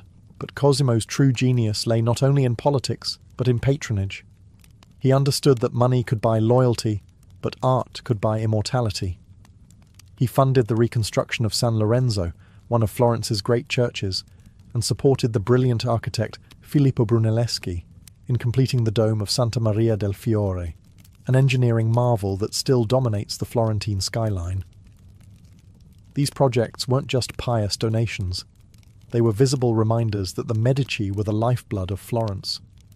Cosimo also gathered scholars, commissioning translations of ancient Greek texts and fostering the Platonic Academy, where philosophy, science, and art blended into the spark of the Renaissance. By surrounding himself with thinkers and artists, he elevated the Medici from mere bankers to cultural leaders. By the time of his death in 1464, Cosimo had ensured that the Medici were not just wealthy, but indispensable. He proved that Florence's golden age of art and politics could be shaped not by kings or armies, but by a banker who mastered the art of quiet power. Under Cosimo de' Medici, Florence transformed from a bustling mercantile republic into the beating heart of the Renaissance. The city itself became a canvas, and the Medici used it to project their vision of power and beauty. Florence was more than a home. It was the stage on which the Medici dynasty performed, and every street, dome, and fresco carried their signature. Cosimo understood that architecture was politics in stone. His patronage reshaped Florence's skyline. He commissioned Michelozzo to build the Palazzo Medici, a palace both imposing and restrained. Unlike the gaudy fortresses of rival families, the Medici palace was designed with calculated modesty, grand enough to impress, but subtle enough to avoid accusations of tyranny. Its austere facade told Florentines that the Medici were powerful, yes, but also humble servants of the city. Religious architecture carried even greater weight. Cosimo funded the rebuilding of San Lorenzo, the family church, and financed Brunelleschi's work on the dome of Santa Maria del Fiore. That dome, soaring, impossible, and awe-inspiring, became Florence's crowning glory, a symbol not only of human genius, but of Medici generosity. Every citizen who looked up at it knew whom to thank. The Medici also turned Florence into a living museum. Cosimo, and later, his descendants filled churches, chapels, and convents with frescoes and altarpieces. They sponsored Fra Angelico, Donatello, and Ghiberti, artists who elevated sacred spaces into realms of light and colour. Art was not a private indulgence, but a public statement. By beautifying Florence, the Medici secured both divine favour and civic gratitude. Yet patronage went beyond buildings and paintings. Cosimo cultivated Florence as a hub of intellectual life. He funded the Platonic Academy, where Marsilio Ficino and other scholars revived ancient Greek philosophy, blending it with Christian thought. In doing so, he created an intellectual current that shaped not just Florence, but Europe itself. Ideas born in Medici salons rippled outward, fueling the Renaissance's explosive creativity. This intertwining of politics, art, and philosophy ensured that Florence itself became synonymous with Medici power. Rivals might win battles in councils or on the streets, but they could not compete with the sheer cultural gravity the Medici generated. By investing in the city, the family tied its fate to theirs. Florence flourished because the Medici flourished, and the people learned to see their rulers not as tyrants, but as the patrons who made their city the jewel of Europe. If Cosimo built the Medici Empire, it was his grandson Lorenzo who gave it brilliance. Born in 1449, Lorenzo de' Medici, later called Il Magnifico, embodied the spirit of the Renaissance. He was not only a banker and politician, but also a poet, diplomat, and unrivaled patron of the arts. Under his guidance, Florence reached its cultural zenith, dazzling Italy with splendour, while walking the razor's edge of political survival. Lorenzo inherited the family mantle in 1469, and from the beginning his leadership style was different. Where Cosimo was cautious and reserved, Lorenzo was magnetic, flamboyant, and larger than life. He presided over lavish festivals, jousts, and carnivals that turned Florence into a city of constant celebration. Yet beneath the poetry and pageantry, Lorenzo was a shrewd statesman. He understood that Florence's survival depended not on armies, its militia was weak, but on diplomacy, alliances, and the careful balancing of Italy's fractious city-states. As a patron, Lorenzo was unmatched. He sponsored young geniuses like Botticelli, whose Birth of Venus and Primavera became icons of Renaissance beauty. He supported Ghirlandaio, Verrocchio, and most famously, the teenage Michelangelo, whom Lorenzo welcomed into his household like family. His circle included poets, philosophers, and scholars who turned Florence into the cultural capital of Europe. For Lorenzo, art was more than decoration. It was propaganda. Every masterpiece was a testament to Medici greatness, but power invited enemies. Rival families, envious of Medici dominance, conspired against him. The most infamous attempt came in 1478, during the Pazzi conspiracy. On Easter Sunday, assassins struck inside Florence's cathedral.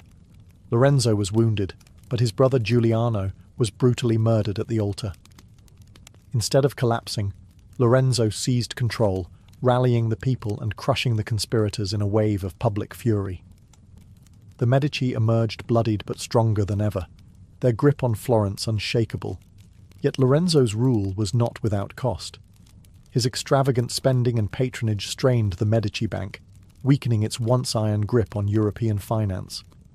By the time of his death in 1492, the family's wealth had diminished, but their cultural and political legacy stood unchallenged. Lorenzo's charisma, artistry, and resilience earned him his immortal title, the Magnificent. In Lorenzo, the Medici reached their peak.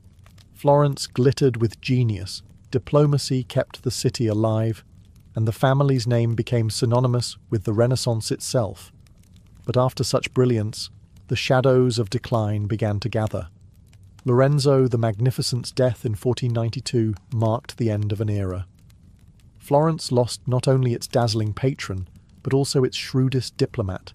His eldest son, Piero de' Medici, inherited the mantle, but he lacked his father's intelligence, tact, and charisma. Known to history as Piero the Unfortunate, he stumbled at precisely the moment Florence faced its greatest external threat. In 1494, Charles VIII of France marched into Italy with a formidable army, beginning the Italian Wars. Florence, caught in the path of invasion, needed strong leadership.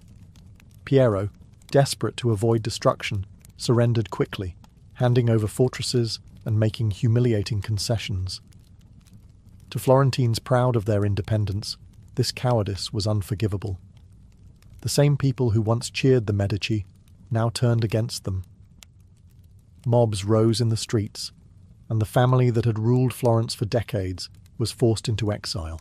Their downfall created a vacuum quickly filled by a new and very different kind of leader, the Dominican friar Girolamo Savonarola.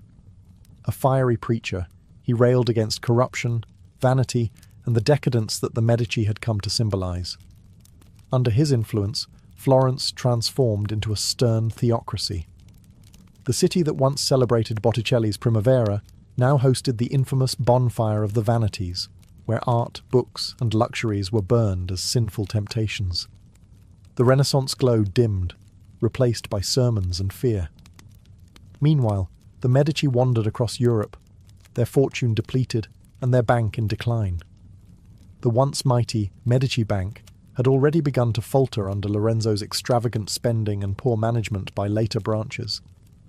As creditors demanded repayment and rivals gained ground, the Medici found themselves stripped of their financial empire as well as their political one. Yet exile was not the end. The Medici retained allies abroad and loyal supporters within Florence who remembered their generosity. The family bided their time, waiting for the tides of fortune to turn.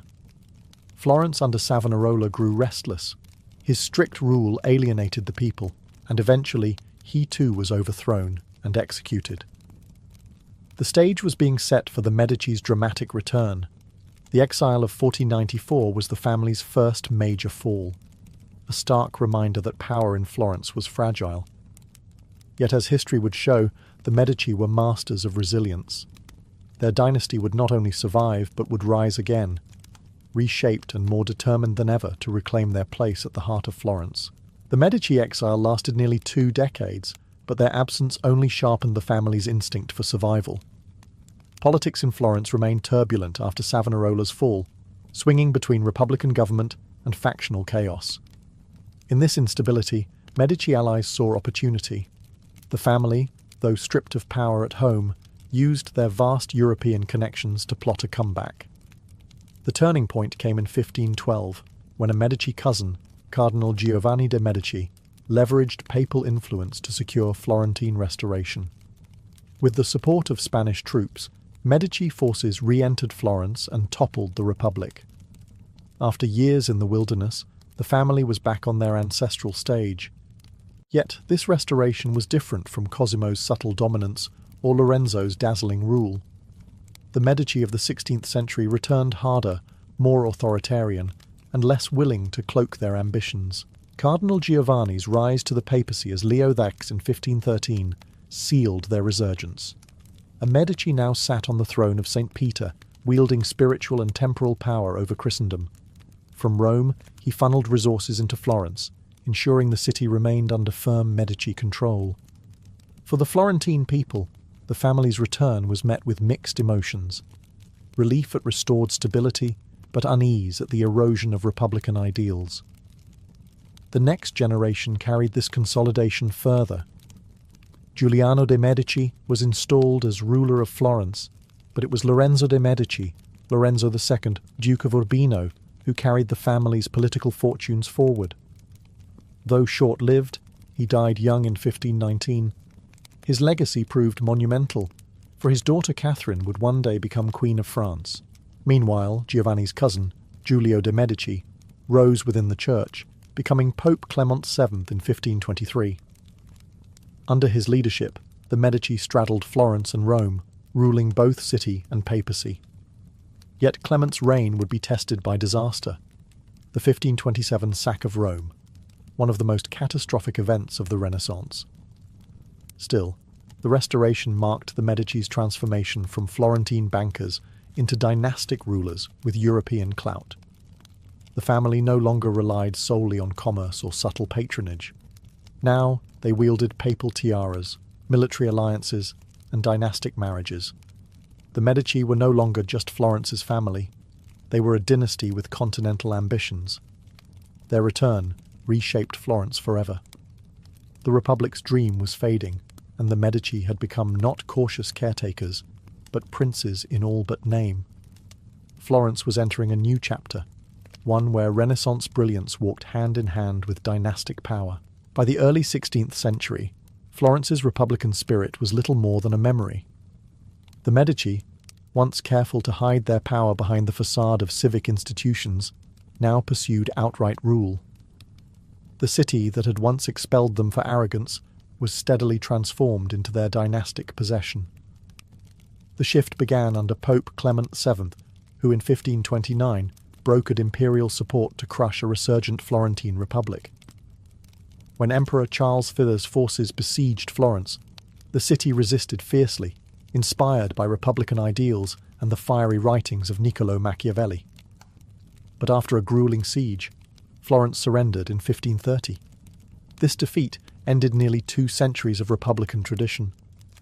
Clement installed his illegitimate nephew, Alessandro de' Medici, as Duke of Florence, the first time the family held hereditary, princely authority. Alessandro's rule, however, was short and brutal. Known for his tyranny, he alienated allies and fueled conspiracies. In 1537, he was assassinated by a distant relative, Lorenzino de' Medici, who styled himself a Republican avenger. But rather than restore liberty, Alessandro's death paved the way for Cosimo Free de' Medici, a distant cousin from a junior branch, to seize power. Cosimo the proved to be one of the most formidable Medici rulers. Only 17 when he took control, many underestimated him as a puppet of Florence's elites. Instead, Cosimo consolidated power with ruthless efficiency. He crushed opposition at the Battle of Montemurlo, subdued the city's factions, and transformed Florence into a centralized duchy.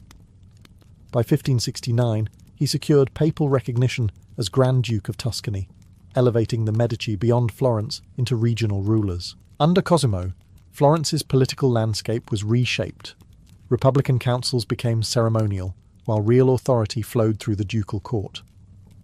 Yet Cosimo balanced his iron grip with lavish patronage. He built the Uffizi, not just as offices, but as a statement of Medici order and artistic dominance. He fortified the city, expanded Tuscan territory, and married into Europe's great dynasties, linking the Medici to Habsburg and Bourbon courts. With Cosimo I, the transformation was complete. The Medici were no longer bankers masquerading as humble citizens. They were princes, their authority sanctioned by the Pope, backed by emperors, and legitimized by bloodlines. Florence's Golden Republic was gone, but in its place rose a ducal state that would ensure the Medici name endured for centuries. As the Medici cemented their power in Florence and Tuscany, their ambitions spilled far beyond Italy. Through strategic marriages, the family extended its reach into the heart of European royalty. Remarkably, 2 Medici women, Catherine and Marie, would rise to become queens of France, wielding influence not with banks or palaces in Florence, but with crowns on their heads. Catherine de' Medici, the daughter of Lorenzo II de' Medici, was born in 1519, just as her family's fortunes were being restored. Orphaned young, she became a pawn in Europe's dynastic chess game. In 1533, at only 14, she was married to Henry, Duke of Orléans, the future King Henry II of France. At first, her position seemed weak. Her husband was openly devoted to his mistress, Diane de Poitiers, and Catherine appeared sidelined. Yet Catherine was patient. When Henry became king in 1547, she endured in silence, biding her time. Her true power emerged after Henry's sudden death in 1559. With her young sons too immature to rule, Catherine stepped in as Queen Mother and Regent.